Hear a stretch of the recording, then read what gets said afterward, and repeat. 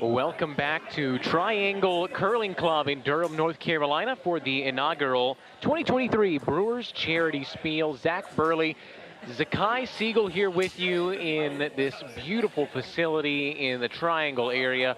Just to give you a little bit of a background of exactly what we're doing here, this is the very first time ever, but they have assembled here at the Triangle Curling Club a collection of local breweries who supply much of the alcohol on tap here, which there is plenty of, to compete against one another with the winning team going on to give the money that is raised to this to their selected charity. We're going to tell you all about the teams and their respective charities, but let's give you an update on where we stand and who's playing where. First of all, Zakai, we saw a lot of very fun curling in the first part.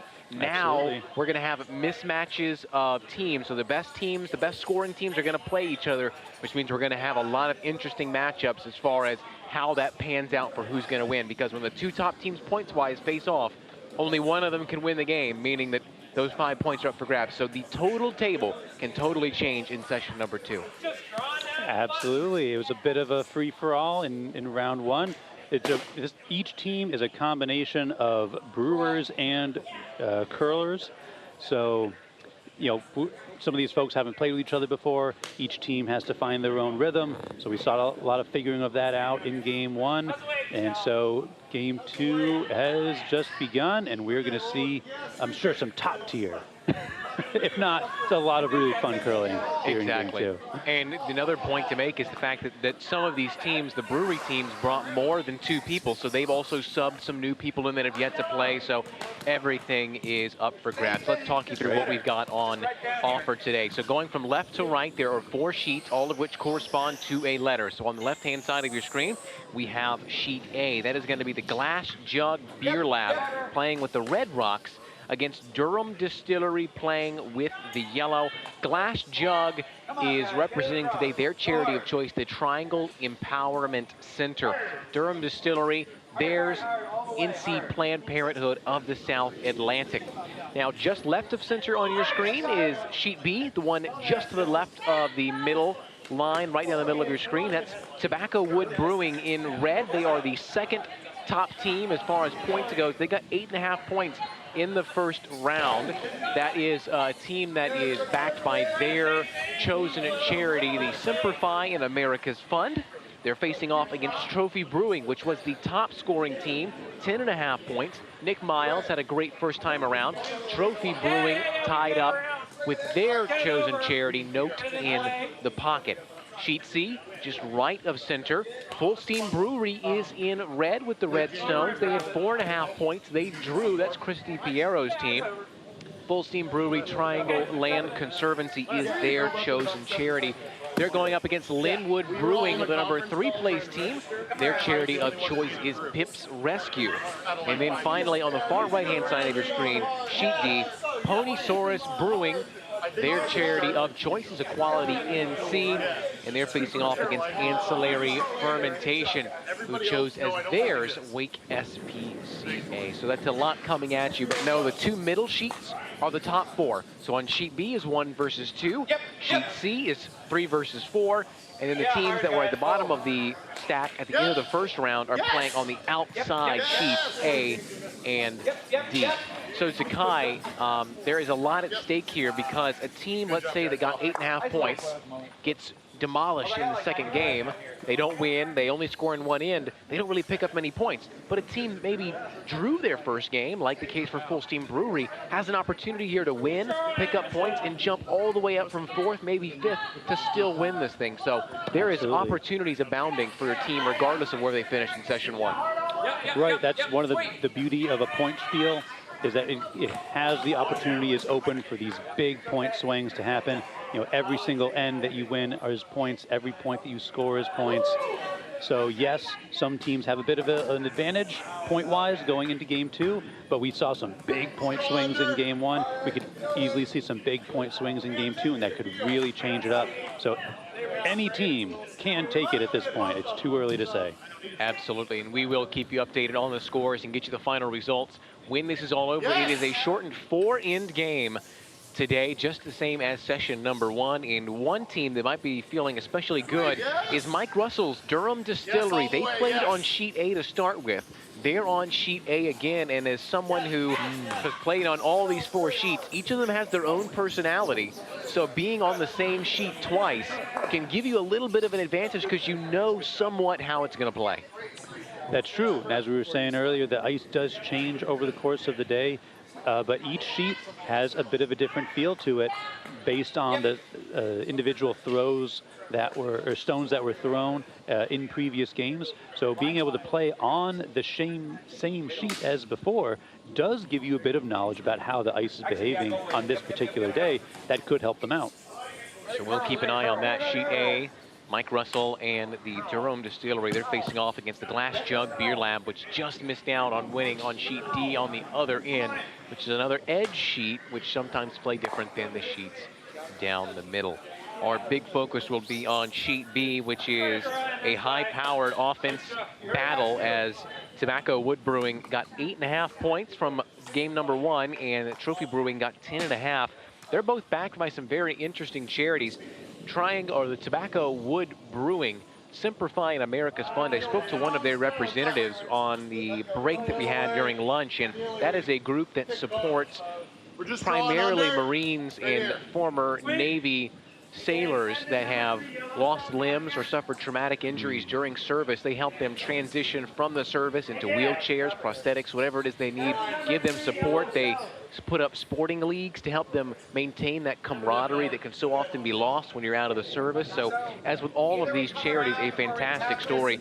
They're going off against another very worthy charity, and Note in the Pocket of Trophy Brewing, which gives clothes for children so that they can have dignity and love in the classroom. And I spoke to one of their representatives during the break as well, and she was saying as a child, of course, it can be very difficult to go into classroom and, not necessarily have the clothes that fit the weather, or clothes that you feel maybe aren't up to standard with the other kids that you see around you. They can really be difficult for you to adapt to the learning environment. And so they provide clothes to give, as they said, dignity and love to children in the classroom. So you can talk about those stories up and down, but it makes this so much more fun because it's not just about the fun we're having on the ice. It's also about supporting these amazing causes. Absolutely. They sound like I'm torn now. I want. Exactly. I wish we had money to spread around to all of these wonderful charities. There's a lot of great causes being played for today, which is really, really wonderful. But you know what? Just because we're running a charity here doesn't mean anyone of the folks at home, if there's a charity that you see here today and something that their message, their passion speaks to you, and you have the finances to support them, please take the time. Absolutely. There's a lot of wonderful charities here. Absolutely, and the club, credit to them for putting this on, but also to the distilleries and breweries themselves who also support these charities. I was talking to the representative from Simplifying America's Fund, who says they do a yearly run, a 5K with Tobacco Wood Brewing that they sponsor. So these charities are getting love from these breweries and distilleries, as well as the Triangle Curling Club today. Zach and Sakai here with you. So glad you've joined us for this inaugural Brewers Charity Spiel, which I look forward to seeing in the future. It's already been a really fun event. So let's take a look on the ice and see exactly what's going on. Looks like everybody's going at about the same pacing. Last time it was sheet A that was running away with things, but a stone is in play on sheet C. It's a red. They're going to try and nestle it in. All right, looks like they've managed to tap their red further in, tucked nicely behind the guards. But also the shooter rolled to a biter. So 2 stones in the house. That red looks like it's not, maybe out counting the yellow. Let's go ahead and take a look. Here is sheet C in detail. You can see the yellow being delivered from Linwood Brewing. It's going to clip off their own guards. Just missed those 2 red guards up top. And there's a look in the house as well. And it does look like perhaps, the angle can be a little bit misconstrued sometimes. Maybe the yellow is just out biting the red. Looks like it is. Looks like red is sitting 1, and that yellow is out counting the secondary red. But if that yellow leaves play, that red stone is now in effect. Could be a point. But there's still many stones left to be thrown here. Full Steam Brewery and Christy Piero on sheet C.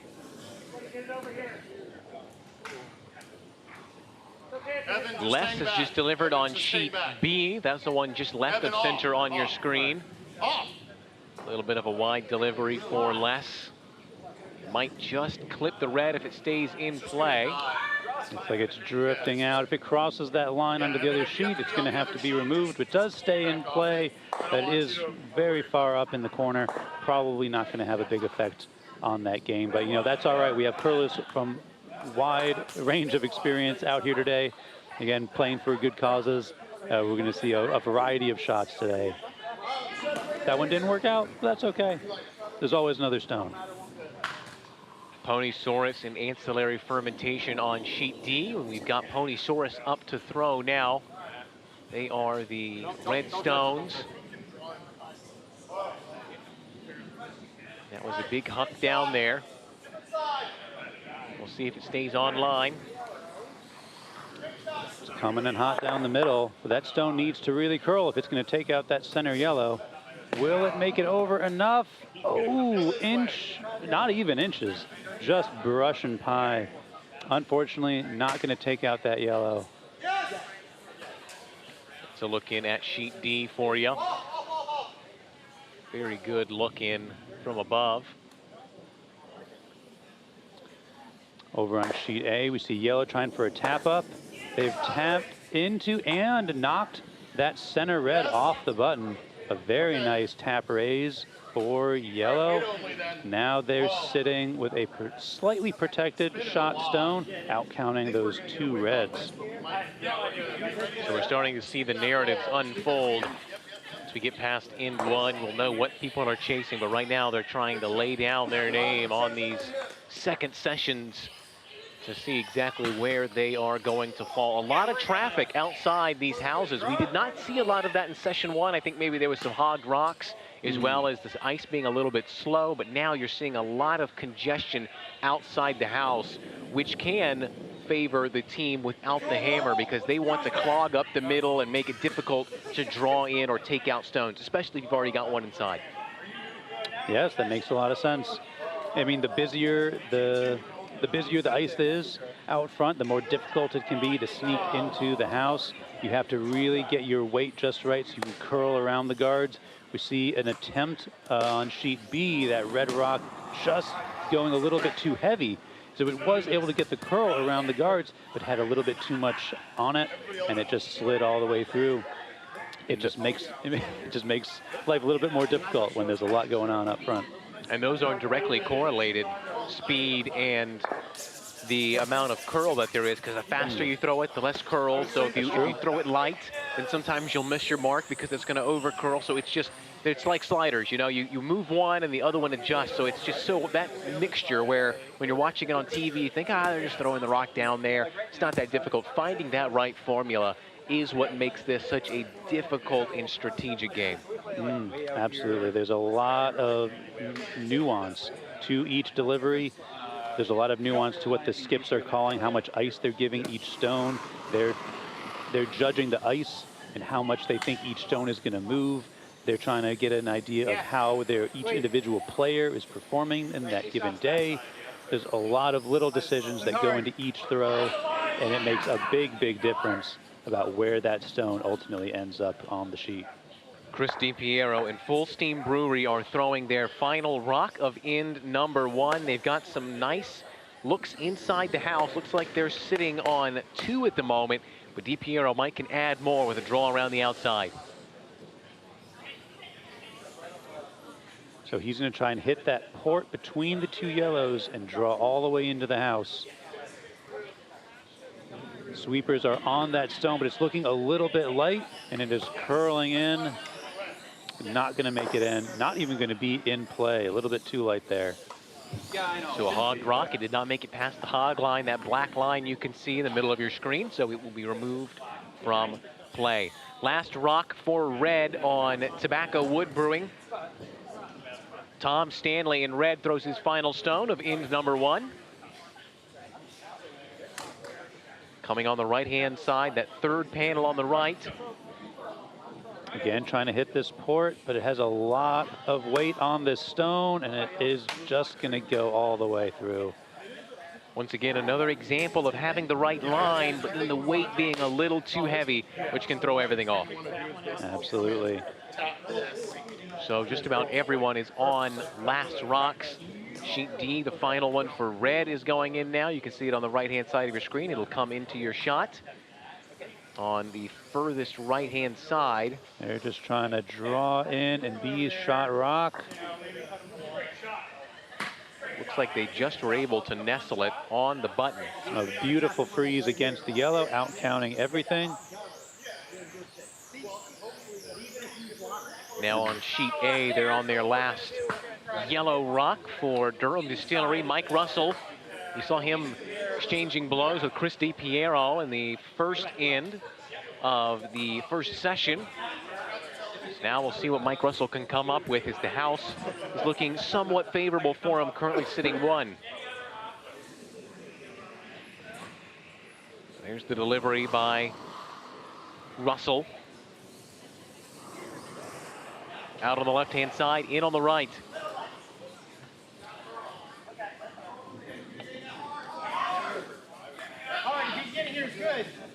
Now the sweepers have been called on hard. They got to get around that yellow guard, and they did. Now it needs to settle. He can't roll too far back.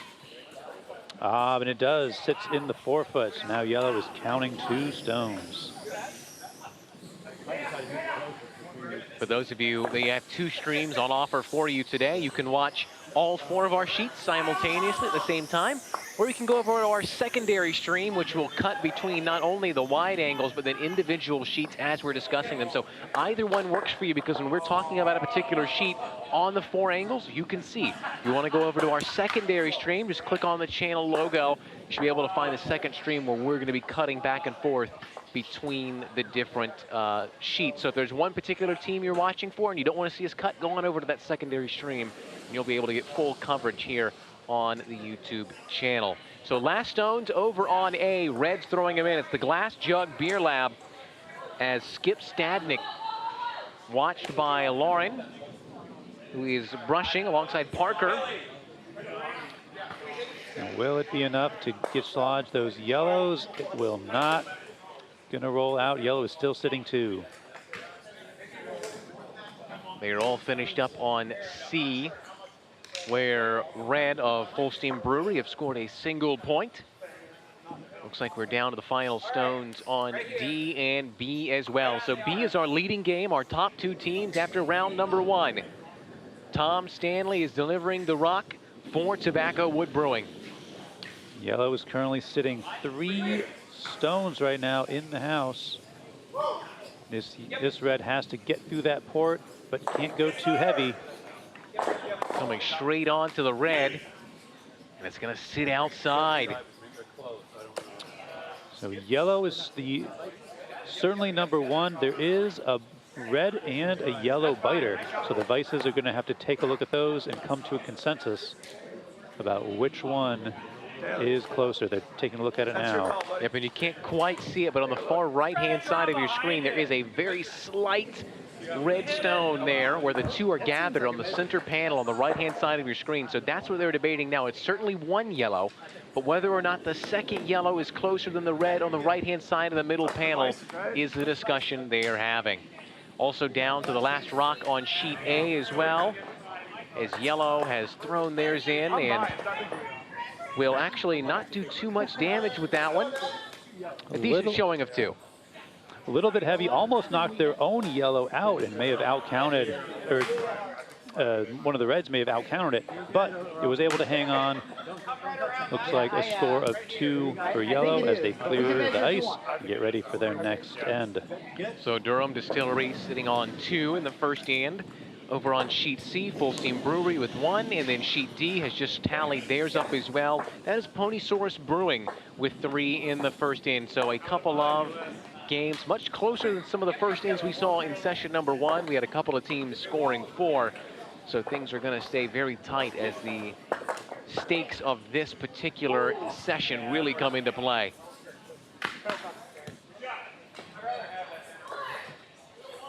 So the final score was 2-4 yellow on sheet B. Trophy Brewing, our leading team in the points after session one, picking up that biter, getting a second one, and that was a steal, I believe. I believe that Tobacco Wood Brewing had the hammer in that one because they threw the last stone.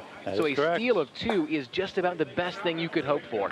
That is a big deal. It's only a 4-end game, so every single end really matters, and taking that advantage away from your opponent is a big deal. But of course, having scored in end 1 means they're not going to get hammer in end 2. So Tobacco Brewing has a chance to pick up some points here with advantage.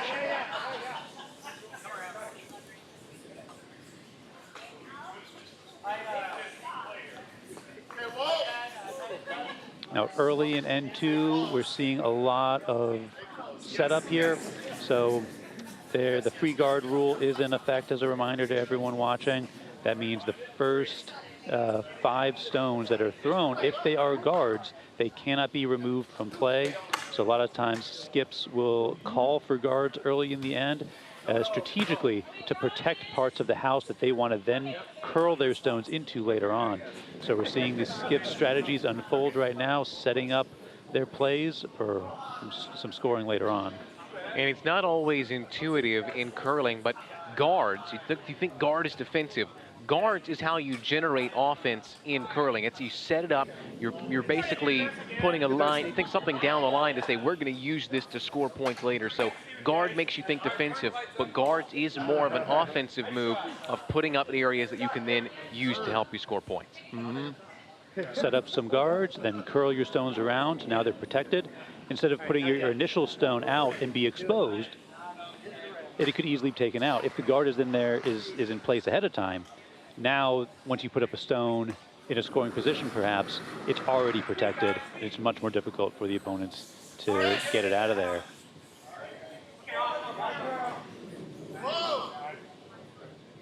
Linwood Brewing on sheet C, a very good outside draw in. See, that's an example of what you were just saying. They set up a guard over on the right side, and then they drew right behind it. So now there's a protected yellow, and that is the shot stone.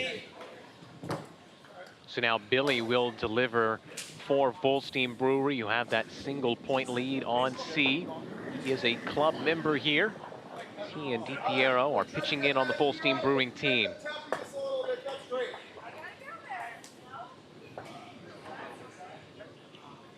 DiPiero watches it. Is going to curl down on their own guards. The goal was to get around. They might get a bit of a bump. They're going to get a raise instead. And they end up with 2 biters. You know, 2 stones in the house could come into play later on. That will open up a nice gap for Eric LeBeau and Linwood Brewing to curl in behind. If they can nestle one behind that top red stone, they could be in some business to score some points.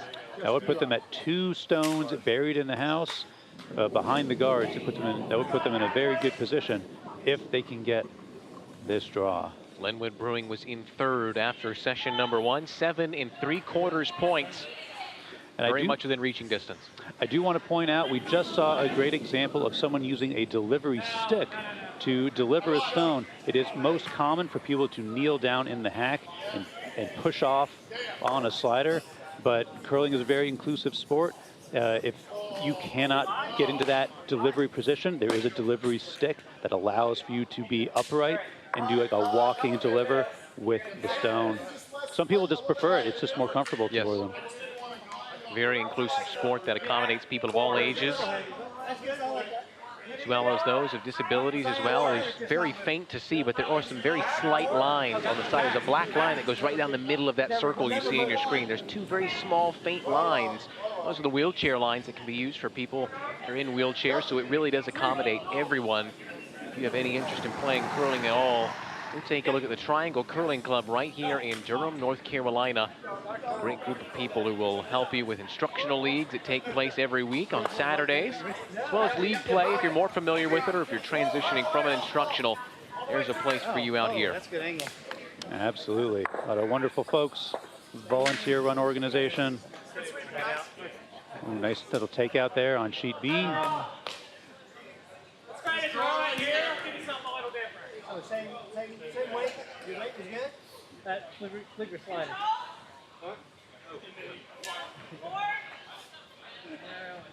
Same weight. Ancillary fermentation on sheet D. They are looking at 3 stones in the house or on the edge of the house. Yellow coming in a bit hot. They want to just draw behind these reds and outcount them. That stone is losing momentum. It did get by, but they're going to sweep it out the back. As a reminder, you can sweep your opponent's stones after they cross the tee line. That's the halfway mark in the middle of the house. So they were able to sweep that stone a bit behind. So it's not the shot rock, unfortunate for ancillary fermentation. Still in play, though. That is D that you are looking at right now. Ponysaurus leads by 3. Yeah, I know.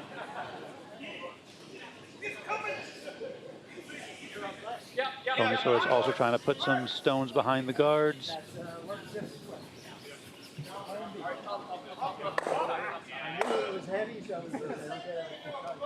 And that's going to come to a rest just off the side of the house.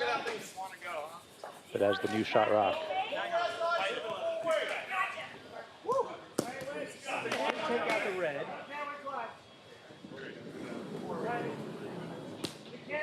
You want to hit? You want to draw? What do you want to do? We can take the red. Eric LeBeau's Linwood Brewery Behind the yellow. on sheet C. They are shot rock. Well, take it out. They're yellow just halfway on the 8 and the 12. The circles, the dark blue one is the 12-foot, the white is the 8, the 4-foot is the red circle, and the button right in the middle. The draw is a shot. Absolutely. You control the button, you control the house. Straight draw. He's got some pace on it, and somehow it managed to get all the way through. It's amazing how sometimes those 42-pound stones of granite can seem to miss everything. There's so much going on up front, but there are ports between the guards. Sometimes you hit them when you want to, sometimes you hit them when you don't. Here is sheet B you're taking a look at now. See a fairly empty house.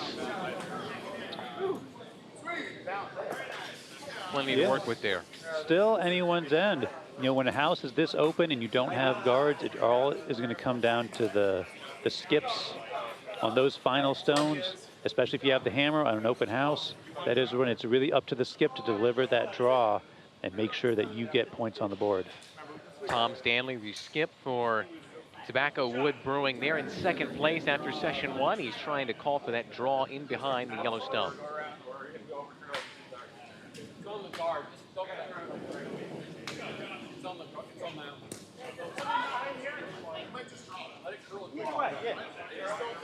Sweepers are staying away from it for now as that stone curls in, but it is coming in a little bit early. It's slowing down. As it slows, it's going to curl in, and it is not going to get behind the yellow. Just going to be sitting there right up next to it. You can see Tom Stanley, the skip for Tobacco Wood Brewing, trying to will it on, force it over. Unfortunately, no use of the force here for Tom Stanley, and so that one will nestle just outside the house. The only thing you can do to help your stone once you let it go is call your sweepers to help you out. Now, sweeping a stone, it does help a stone maintain its momentum. So by sweeping in front of the stone, you help to carry it forward. It's one of the misconceptions sometimes that people think that sweeping it makes it go faster. The better way to think about it is it makes it go slower, you know, less slow, I guess. Right, it's maintaining the momentum that it has for a bit longer, and it carries that a bit further. But you got to be careful. If your broom touches a moving stone, that stone is burned and has to be removed from play.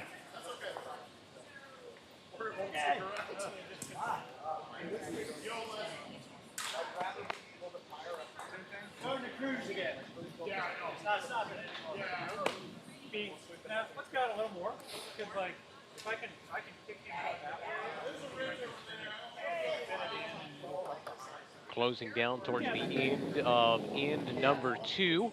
in this inaugural Brewers charity spiel at the Triangle Curling Club. Down to Vice's stones. So the lead, who throws the first two. The second, who throws the next two. The Vice, who throws the penultimate two. And the Skip, who throws the final two stones. Teams are comprised of 2 club members and 2 brewery members. So you have an even balance. Nick Miles just did a lot of sweeping to get that red stone out. Meanwhile, some furious sweeping over on sheet A to really try and bring that yellow stone in, and they're able to get that stone to be shot rock. Excellent sweeping.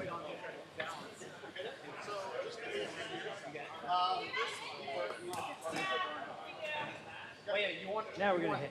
You want to hit? Now on Skip Stone, it's going to be Nick Miles on our premier sheet, Sheet B. That is their top 2 teams. Trophy Brewing and Nick Miles, 10.5 points after session number 1. We saw him deliver an amazing shot in the first end of session 1. We'll see if he can replicate, come up with another brilliant shot to give his side an even bigger lead than the one they possess currently. I'm just going to put it dead on and go. Okay. So he's trying to, looks like he's aiming up right on that red stone to hit and possibly, you think, Zakai roll. Now that would be ideal if he could roll all the way across the house to be tucked in behind the guards. That is a very long way to roll. Looks like the goal is to get rid of this red and stay shot. But he certainly doesn't want his own shooter to roll out of the house, though. He wants to keep this stone in play. He's coming in with quite a lot of heat. Right on the nose, and that red is gone, and the yellow is going to stick around.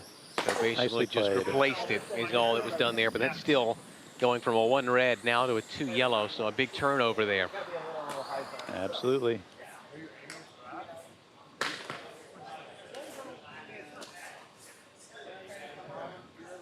Sheet C also on Skip Stones is Christy Piero for Full Steam Brewery, gets ready to deliver.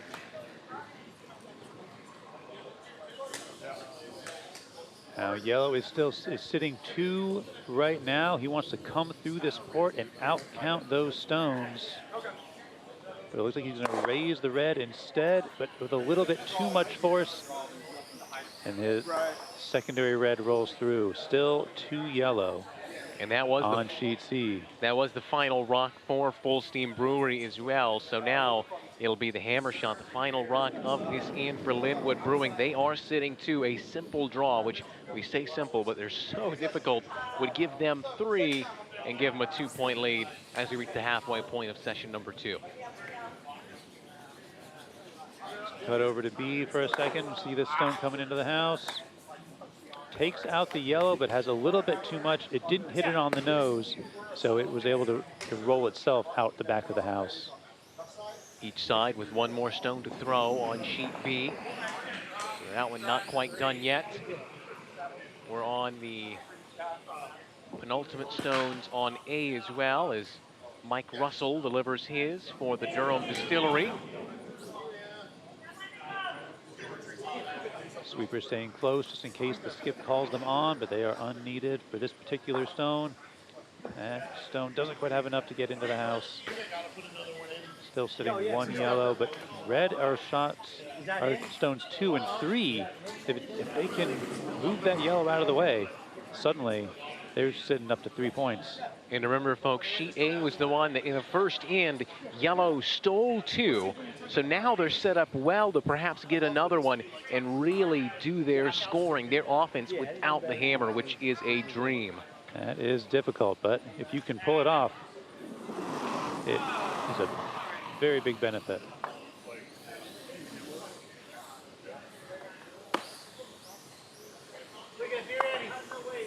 Back to B as Nick Miles delivers his last yellow.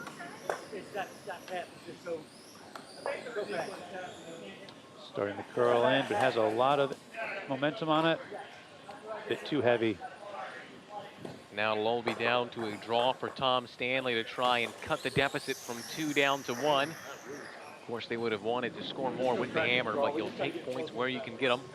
Unless, and I don't think they'll do this, they could I was just seeing that it is possible if they take the inside of their own red and split it, they can roll to either side of the yellow and get 2 points. That's a very difficult shot for to require a lot of finesse and a lot of guts, because if you tip off the yellow, you might push the yellow further in, and then that could secure the point for yellow versus a relatively easy draw to guarantee your 1.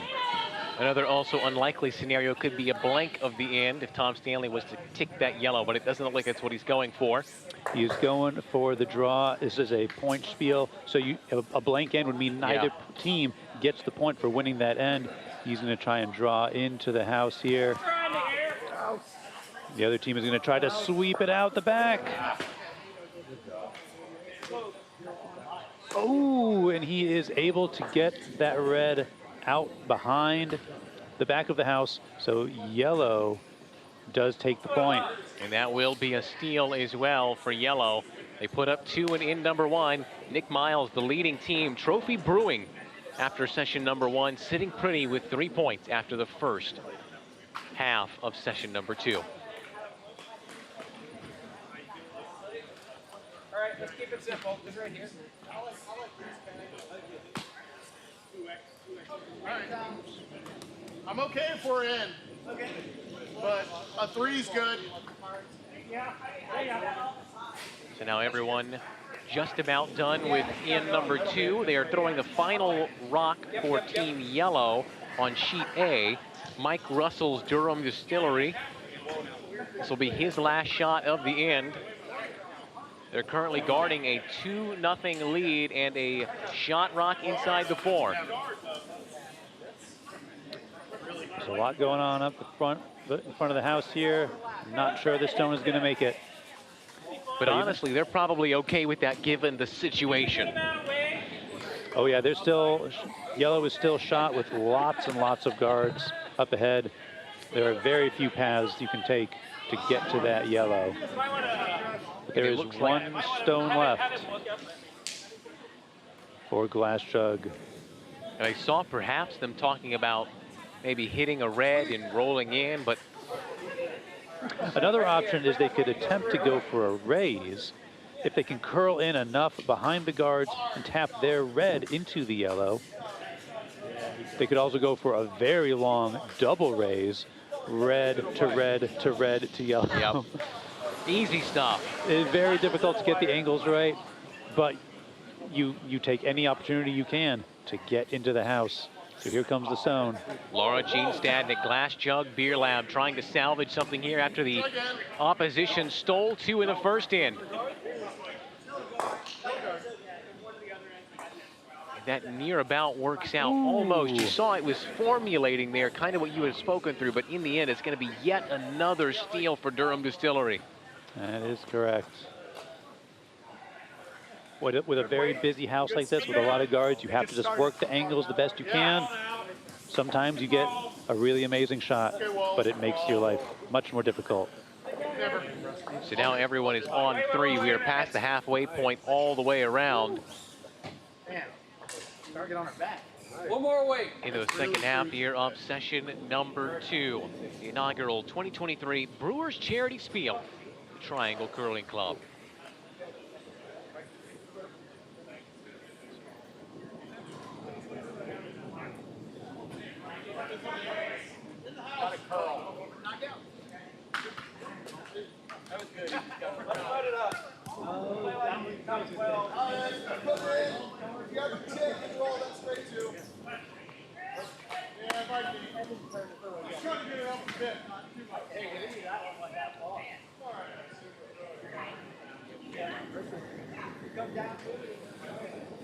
Nice and easy. Mine looks good. Not sure about the first one. We don't want to take our own out. No, that's not. Clearly hard. Just a draw. I think we sped up. Draw. Yep. Guard. Anywhere in here. Just easy. No. Nice and easy. In front of you. Draw. In front of that one. Yeah. Right the other way. Don't shove it into.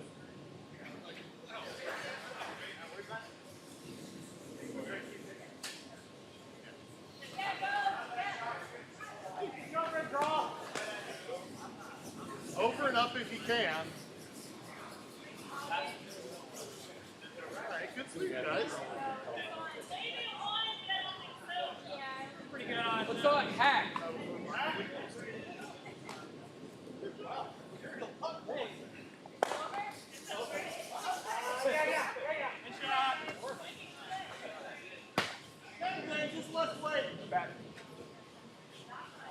Here in 3 of session number 2 in the Brewers Charity Spiel. These teams battle it out. Sheet B is where teams 1 and 2 are playing. Teams 3 and 4 are on sheet C, so those are where our eyes would naturally look for a possible champion. But they can come from anywhere because this is a point spiel. No one is out of it at this point. So a big heavy red sent in from Tobacco Wood Brewing. It's going to strike true on the yellow. Looks like both are going to stick around. Yellow is still shot. Probably take that red one out. Needed a little bit more weight. Would have been able to, they would have curled a little bit less and taken that yellow out, but as the stone slowed down, it wasn't able to hit yellow quite square. And now they're both in the house.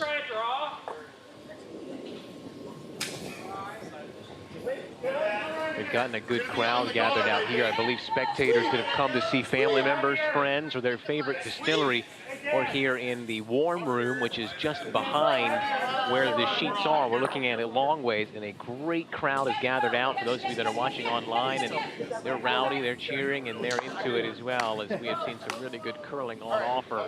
It's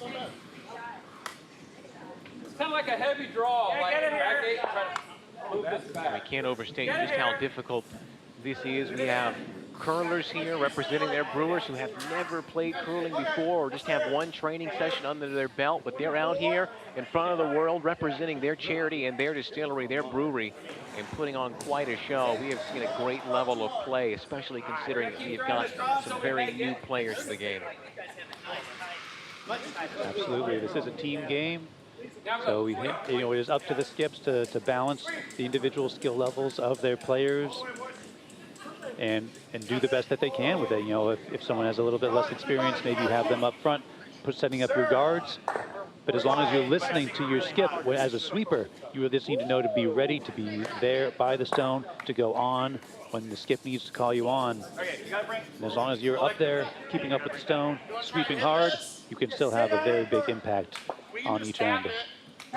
So let's take you through a scores update now to kind of help you understand where we're sitting and what's at stake. We're going to go left to right here. Sheet A, this is the not two bottom teams, but right next to it. So this is going to be 6 and 5 facing off here. And now Durham Distillery's up in this game.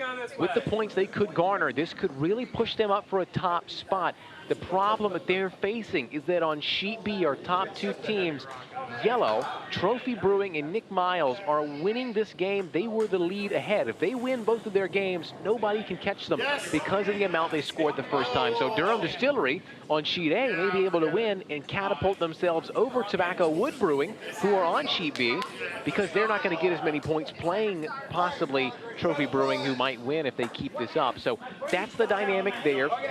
Durham Distillery looking on hopefully to Sheet B that maybe they can get moving up because of Trophy Brewing. But if anyone else wants to take the top spot, they're going to need Tobacco Wood Brewing to take down Nick Miles in Trophy Brewing. On Sheet C, we have our 4 and 5 game, which is, rather our 3 and 4 game, Linwood Brewing in a very close third at 7 3/4 points.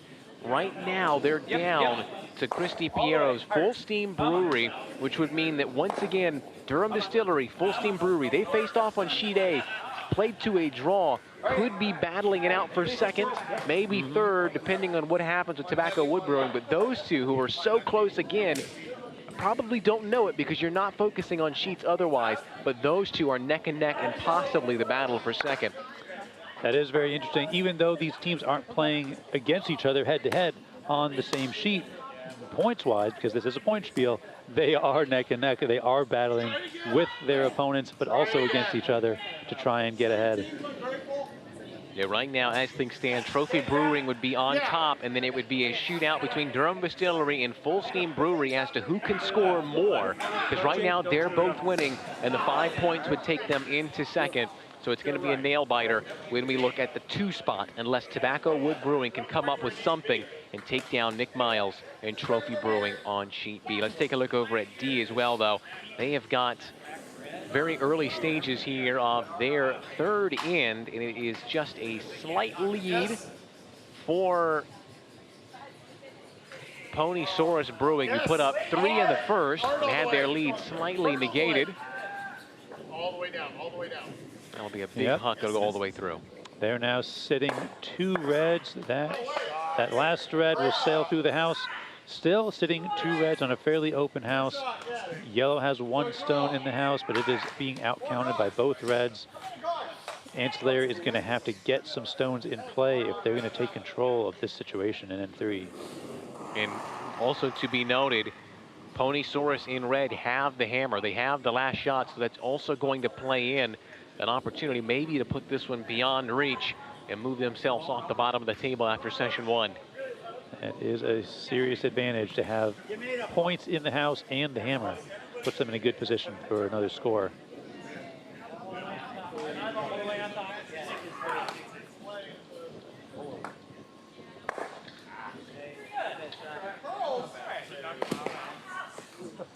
Michael DeCar, skip for Ancillary Fermentation, delivering his stone.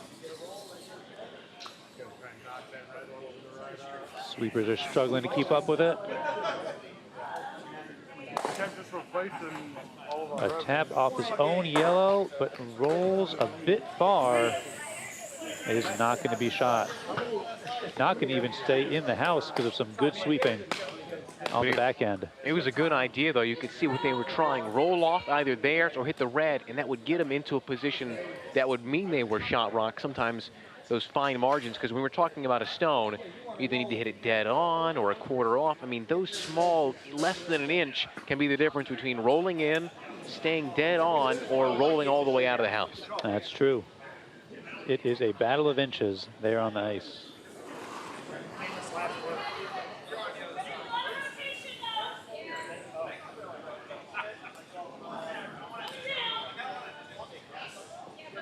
Nick Miles for Trophy Brewing.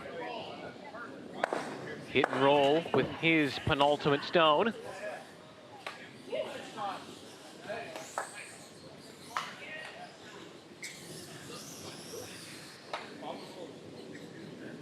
Ideally, we hit this one. If we peel this one, that's good too. We got to do something for it. Oh, I play so bad.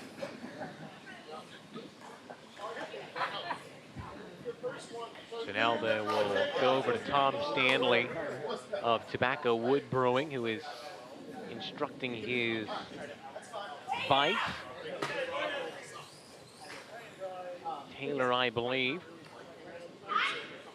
Yeah, so the vice, or excuse me, the skip calls all of the shots for all of his teammates, but when it is his turn to deliver, the vice has to step in and hold that broom based on what they've discussed, so that the skip has a target for his delivery. So Stanley with his penultimate stone for Tobacco Wood Brewing. They are in the hole by 3. As they get into the 3rd inning, they really need to pick something up here if they want to give themselves an opportunity. All right, 3 yellow in the house right now. They want to tuck this red in a spot where it cannot be easily removed. So it's coming into the house right now. Oh, it's just squeaking by both yellows. Even a little bit of contact might have slowed that stone down enough that it would stay in the house and be useful. It just slipped by both of them. And how many times have we seen that in this second session where rocks have missed by mere millimeters? Over and over again.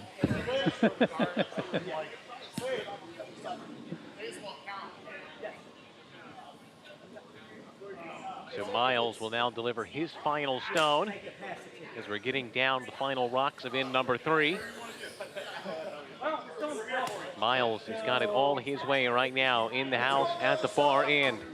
3 stones inside with the possibility of adding 1 more and making it a very difficult time for Tom Stanley and Tobacco Wood Brewing. But he still doesn't want to just put this rock anywhere. Ideally, he keeps it towards the front of the house. That way it offers some level of protection for stones behind, because there is still 1 more stone from Tobacco Wood coming after this.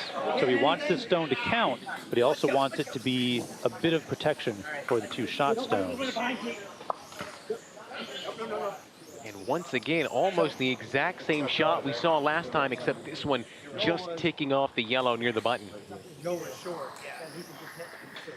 All right, so 4 shot stones for Trophy Brewing. 1 last chance in end number 3 for Tobacco Wood Brewing to get a stone in there. It is very possible to outcount all of these stones and give 1 to Tobacco Wood. Now, if they can't at least winnow down the amount of yellow stones in there, they're going to find it tough to come back from. A point here would narrow it down to just a 2-point lead for our leaders in this Brewers Charity Spiel, Trophy Brewing. Getting ones ain't gonna do it though. Very fine margins as Nick Miles and his Trophy Brewing team might just be away if Tom Stanley and Tobacco Wood can't come up with something here. A draw to the button is just what they need.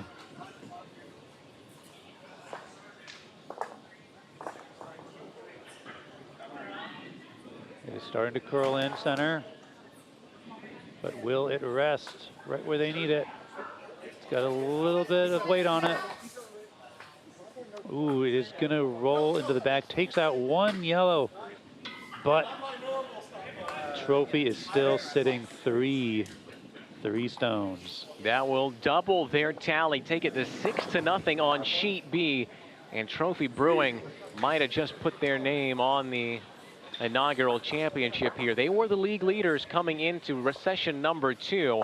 A win would make it very difficult for anyone to catch them. Still, there is another in to play for most of these teams. Everyone is on in 4, minus on sheet A, where it is a duel between Glass Jug Beer Lab and the Durham Distillery.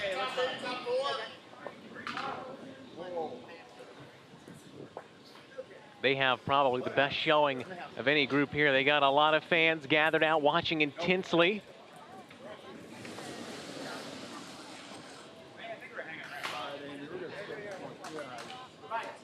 Glass Jug Beer Lab and their skip, Laura Jean Stadnick.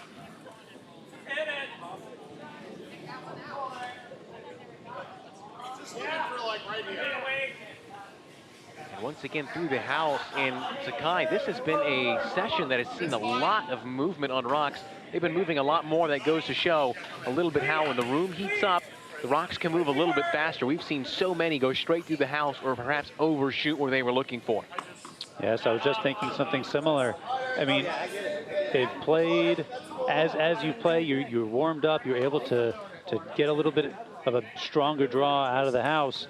But as that ice changes over the course of the game, as we keep throwing stones down these sheets, and more time spent in the room with the ice heating up, we're going to see more and more shots go through. You have to, it's one of those things that you learn over time to pull back on your throws over the course of the game. So we're focused in here on sheet A. Everybody else is just throwing the beginning of end 4. So we're focused in on sheet A here as they're closing out end 3. Right now, it is Durham Distillery with a 3-0 lead after the first 2 ends. They might just set themselves up for a second spot if they can seal it, as results elsewhere making it favorable for them to finish in second. Now they're currently sitting 1. Durham Distillery wants this last stone to be counting. Hits a bit of the brakes off their own yellow.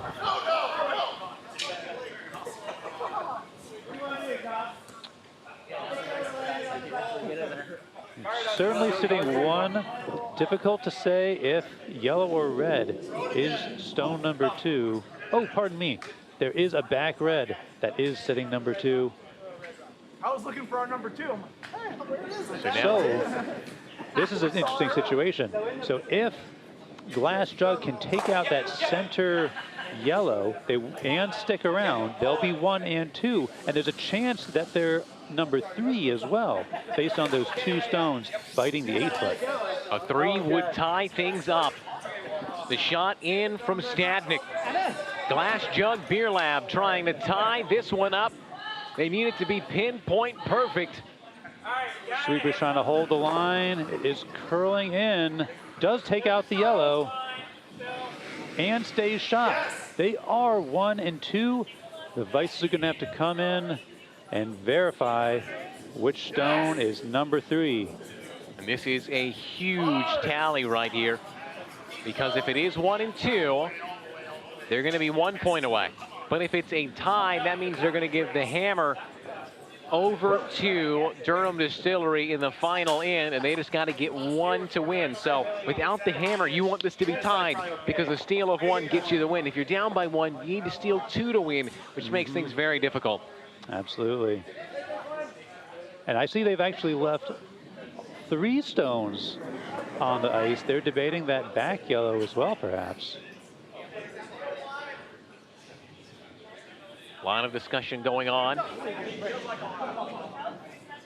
Looks like they're going to break out the measurer to help decide on that one, so we can go back and look at our full sheets, and we'll update you on that one as soon as they get a final measurement. But right now they've got 2 in the bag. Certainly it'll be 3 to 2 at least, but Glass Jug Beer Lab might just be able to tie things up into the final end. So this is in 4 for everybody else. Sheets B through C, left to right on your screen. And the scores going in, we are looking at a 6-0 lead for Trophy Brewing. We're running away with things. On sheet C, we are tied at 2. And a game that could not be closer, as a possibility of a second place spot is open for these teams, as Glass Jug Beer Lab has drawn it closer against Durham Distillery. So sheets B and sheets A are fighting for second place right now. Both teams very much open for the possibility of doing so.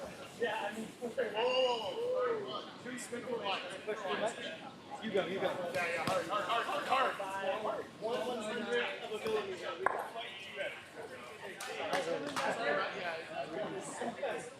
Measurement has just concluded on sheet A. We've got our eyes peeled over there to see what they put up on the board. We'll let you know as soon as they put it up there. That's going to have huge implications, because Chris DiPiero and his Full Steam Brewery was looking at a possible third place spot behind Durham Distillery, but now they're eyeing second, as it's possible. Yes, it will be tied on sheet A3. Oh, wow. To bring things level, which means that second place spot has been blown open. It will come down to the final end. The only team that's really gotten away from anybody is Trophy Brewing on sheet B. What's going for now? It's half in the middle? Looks like in this final end on B, they are jockeying for control of the house. Let's take a closer look at the house. Let's see if we can see which one is shot. Red appears to be shot at the moment, but 2 guards in front as well. See Nick Miles in conversation with his vice.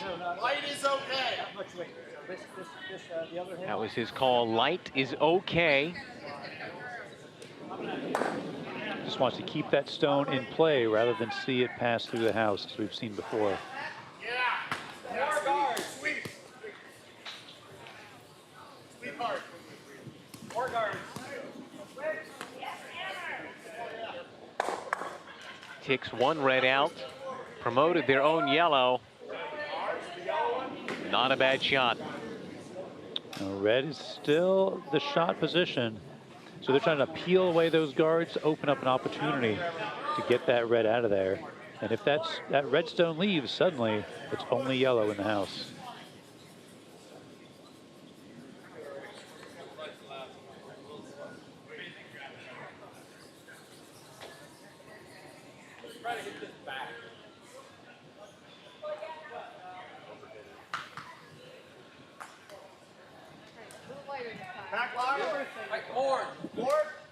Ponysaurus is running away with it on sheet D. They're up 6-1 right now after the first 3 ends. They had the lowest points total after the first session, 1.75.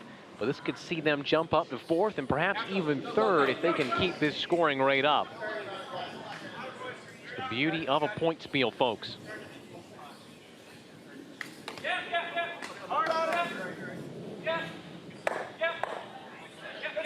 A beautiful draw in by Les on sheet B. Might just have been Shot Rock now. It looks like it is. It's alongside Shot Rock. Remember, Les is one of the Brewery members, and he has thrown an absolute dagger here to perhaps claw some back in the final end for Tobacco Wood. If we're heavy and we do this, that's okay. Oh yeah, there'll be some folks asking him to join their leagues later on today, I believe. Remember, that's the figure skater we told you about in session 1, so he can do it all. The ice is his home territory. So if we put one in that corner, so we want to end up in between those two yellows. So just if we ever just not in the house, draw another. So getting towards Vice Stones and a couple of these. DiPiero is throwing his first skip stone for Full Steam Brewery on C.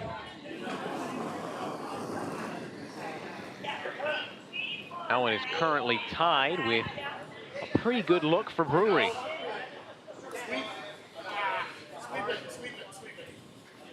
He wants to keep this stone in play. Hopefully it'll offer some protection for their shot red. Sweeper's trying to get that over the hog and get it a little bit closer to center.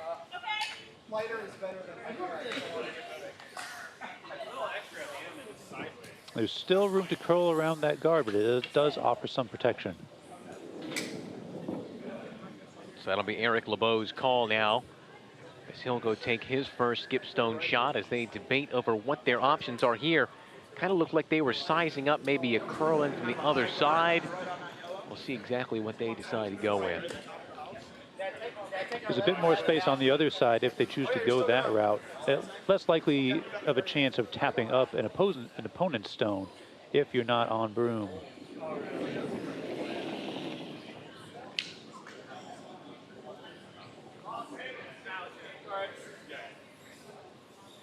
I didn't realize you could probably get it.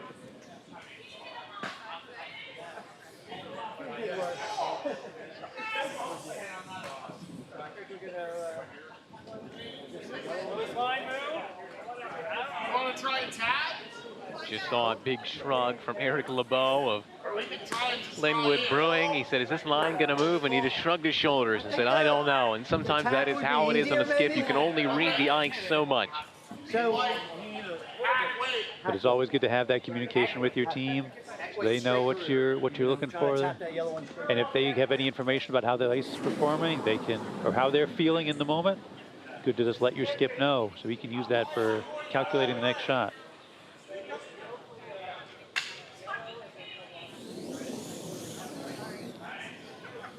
Takeout called over on sheet A. Able to get a tip off of the red, and will push it out of the house. But unfortunately, the shooter did not stick around. Glass Jug, remember, do not have hammer. They are coming from behind this one, facing a tie game going into the last end. And right now, they're sitting 2. Still time to get this one back to Durham Distillery, but that is a game that has been turned on its head. Absolutely. Great pickup of 3 points in the third end. And now sitting 2, but the house is still very wide open, which is a great advantage for the team with hammer, which is Durham Distillery. Lauren with the delivery.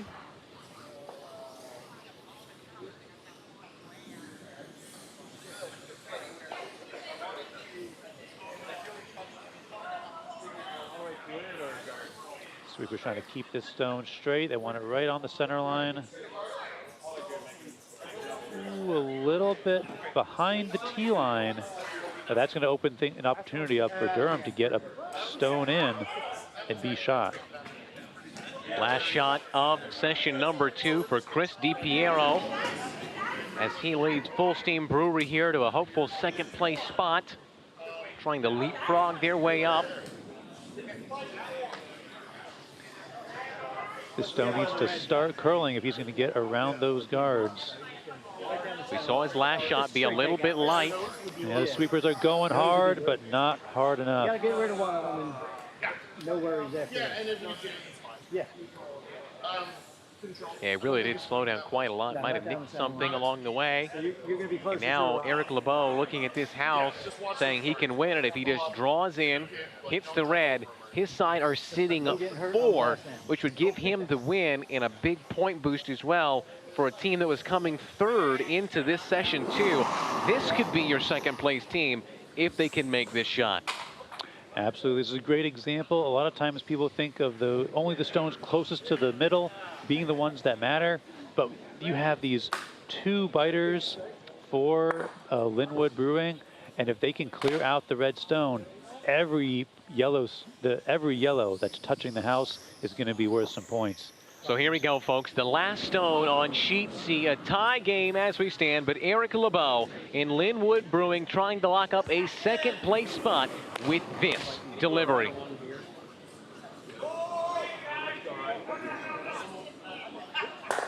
Sweepers are on. They're trying to hold that line. It is curling in. Taps off his own yellow. And that red stays untouched. What could have been for Linwood Brewing? In the end, it will be Chris DiPiero in Full Steam Brewery who will take the end, break the deadlock. They came from behind right at the end of that game to take the win, get some points, and perhaps catapult themselves into second. Love to see a lot of handshakes there at the end. This is now sheet B, where our top 2 teams are facing off. Nick Miles and the Trophy Brewing are looking like they're gonna take the top spot, but there's an opportunity to score some points here late for Tobacco Wood and maybe hold on to the second place spot. They have yet to put any points on the board, which is what is hurting them at the moment. They're hoping to just get at least one end and get a couple more points from this game. First of 2 final rocks for Tom Stanley and the Tobacco Wood Brewing.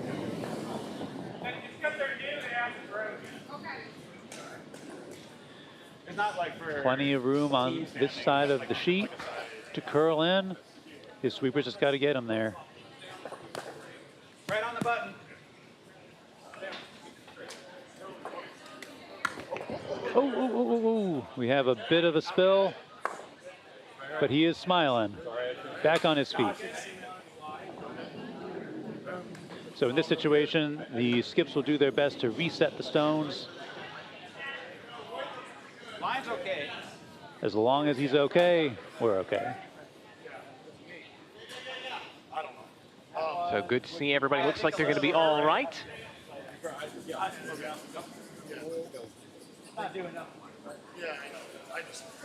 Because he also might have just nicked that other rock as well, they're going to remove it as well. This is sheet A. A draw right on the button as this game is tied as well. Whoever can control the house in this final end will take this game. But again, yellow currently sitting shot, but no protection at all. Any sort of hit on that stone will push it out.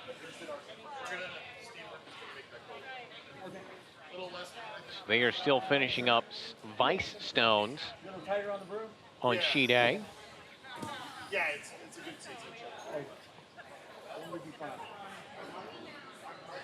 Nick Miles is throwing his final shot of session 2. Somebody needs to record this. Just trying to knock out that red and seal up a victory.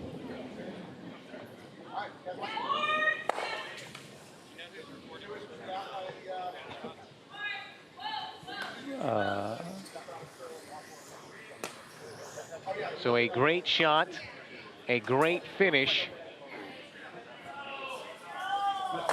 Nick Miles throwing his final shot and giving a house for Tom Stanley to look at and say the best we can hope for is a draw.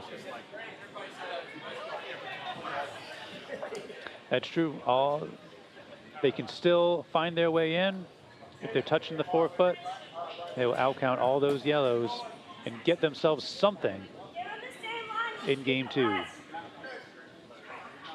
So now to the final throw on sheet B. Our top 2 teams, Trophy Brewing and Tobacco Wood Brewing. It looks like it will be Trophy Brewing to be our champions, but now it's a matter of whether or not Tobacco Wood can get a few points on the board to help their pursuits for second.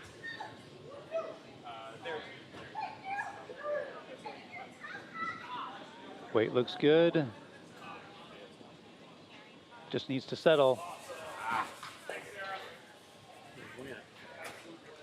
Ooh, but they are able to sweep that out the back. And that'll be 3 points for yellow. And Trophy Brewing will take that end and game.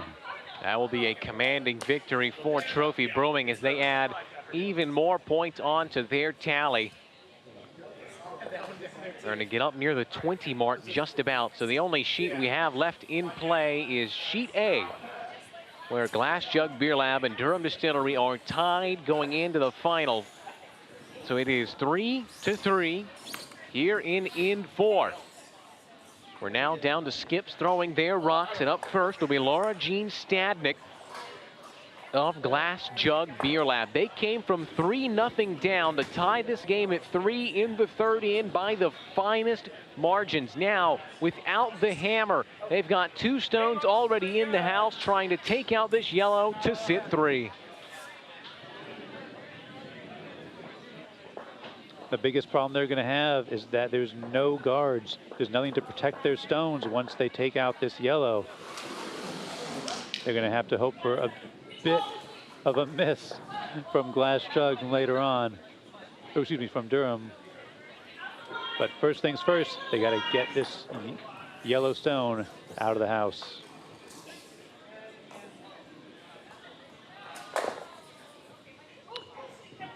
That stone will not do it, just tapping off their own reds. So this gives Durham Distillery a chance to put up some sort of protection, put up a guard on their shot rock. We'll see if that's the call. Yeah, they do have the hammer, so they have a slight advantage here as the game is deadlocked. So Mike Russell will jog down the other end for Durham Distillery. You saw him make some incredible shots on this same sheet when he was battling it out with Full Steam Brewery in session 1. Now he's just trying to come up with one of the more simple shots to help cement this victory.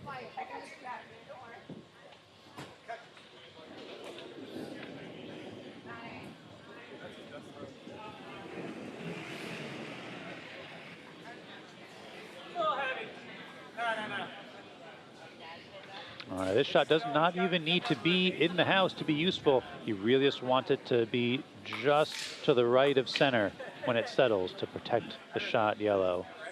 So it really needs to curl. Brewers are trying to keep it going. They want it to really come over as much as they can.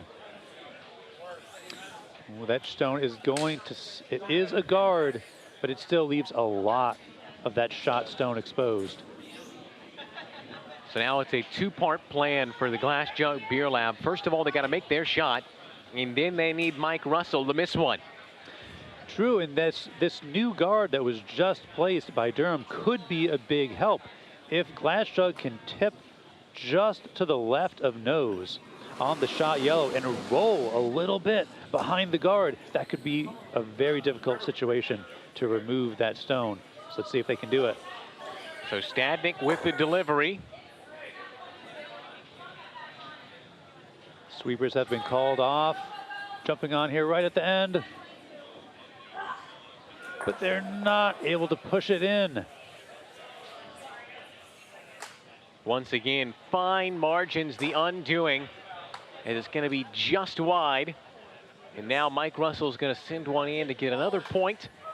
The victory is secured unless they knock out their own stone, which is possible. It does happen. It is possible. In a normal game, the skips would probably shake hands right Yes. here. They wouldn't bother throwing the last stone. But this is a point spiel.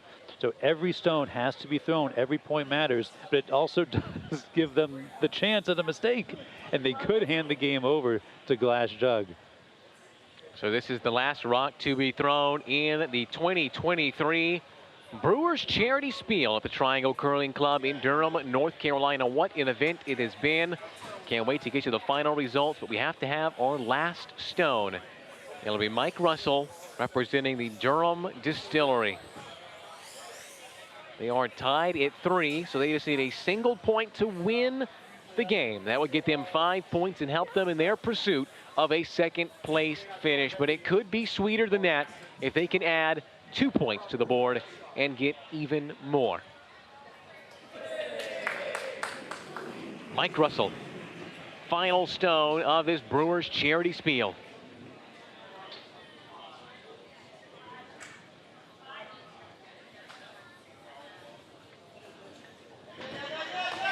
Sweepers are on. They're trying to get it into the house.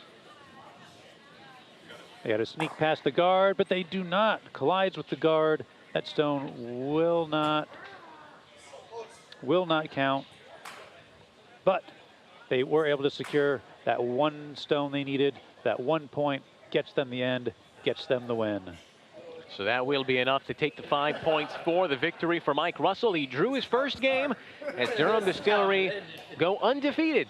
A draw and a win to take what we assume will be a top 3 or 4 spot. We'll crunch the numbers and let you know. But now it is a time for teams to get back on the ice, take a group photo, and really reflect on what has been a very good event overall. And the best part is a charity is going to be going home with some money. Absolutely. This has been a wonderful afternoon of curling. A lot of smiles, a lot of fun being had, a lot of good food and drink in between the sessions. And I don't know about you, Zach, but I've been having a great time in here in the booth with you. It has been so much fun, Zakai. We have seen some great curling. Like you said, we've had some great environments around us. Families and friends have filtered in here at Triangle Curling Club, nestled right in RTP. So if you're looking at this and saying, man, that looks interesting, I'd like to try it out. There are instructional leagues starting up this month. There are also learn to curl sessions, pick up curling. There are so many opportunities for you to get involved with the sport of curling, and all you got to do is look up Triangle Curling Club. If you're watching from out of state, out of country, guess what? You can look up a curling club near you as well there. I promise you, there are very few places that there aren't one at least nearby, especially if you're up in the northern United States. There are plenty around. They are great people. It's a great sport. There are opportunities for you to get involved, and we encourage you to do so. We do have a number of regular members at Triangle Curling that do live out of state. This is simply the closest option to them. There's a handful of folks who come in from Virginia whenever they get the chance. We have a really wonderful facility here. As we see, we have 4 full ice sheets, full warm room, kitchen, bar. So it's a really, really comfortable facility. Folks really love to come out here. So we get folks from, neighboring states all the time. So we will tally up the points, and we'll let you know who has won this inaugural Brewers Charity Spiel. Step away for just a moment, tally the scores, and come back to bring you the full-time results.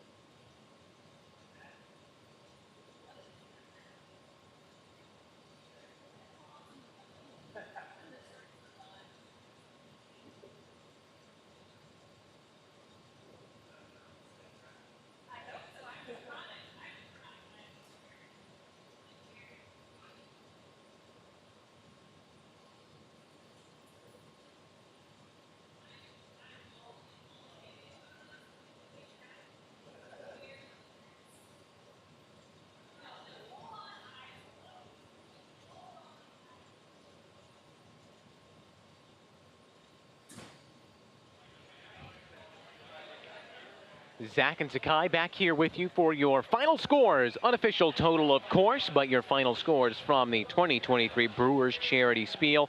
It was Trophy Brewing who come out on top with 20.75. They pretty much just doubled their tally from the first in. A very strong showing. Nick Miles and that team were great today. 2 very strong games, dominating performance in both sessions. So they earned a victory today.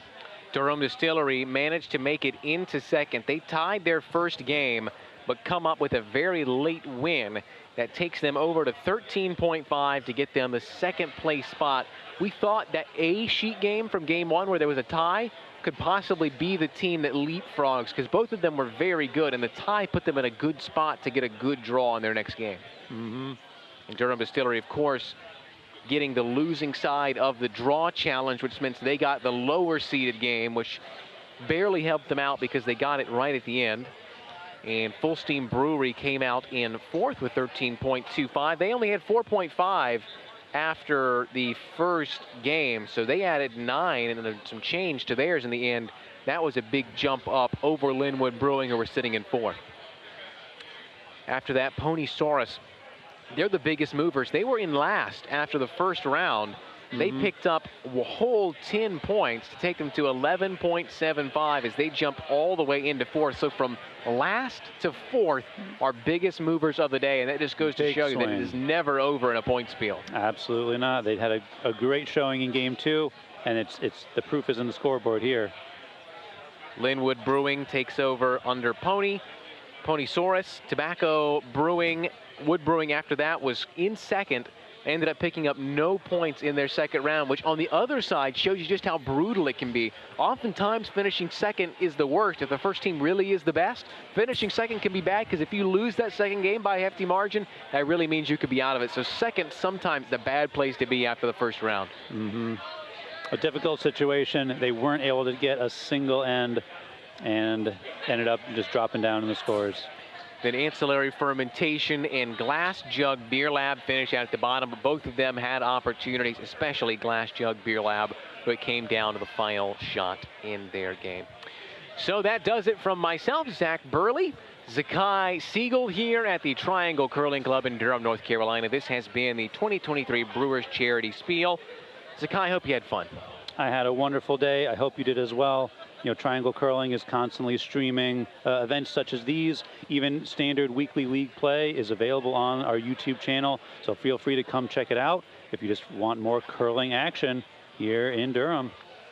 Folks, it's been a lot of fun. Thank you for spending your time with us. We can't wait to see you out at the club. Take a look, see if there's a league that fits you, and sign up today. Thanks for tuning in. Hope you have a good rest of your weekend.